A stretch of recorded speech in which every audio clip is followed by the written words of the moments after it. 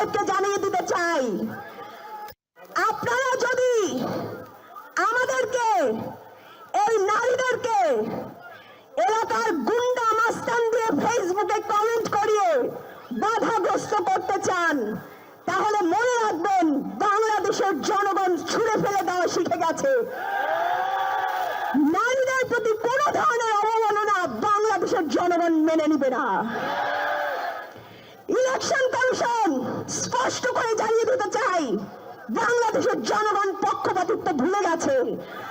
আপনারা যদি পক্ষপাতিত্ব করে আমাদের মার্কায়, আমাদের নিয়ম ধরে কোন রকম বাধা সৃষ্টি করতে চান, আমাদের জনতা আছে, আমাদের প্রশাসন নেই, আমাদের পুলিশ নেই, আমাদের 18 কোটি জনতা আছে।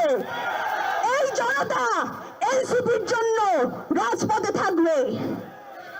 ইলেকশন কমিশনের শিক্ষা যদি না হয়ে থাকে, তারা যেন সেই জুতায় মোড়া দিয়ে দেওয়া ছবি যেন একবার দেখে নেয়। বাংলাদেশের জনতা, বাংলাদেশের জনগণ প্রতিবাদ করে শিখে গেছে। তারা চাঁদাবাজ এবং শিক্ষিত জনগণের যে ব্যবধান, সেটা তারা চিনে ফেলেছে।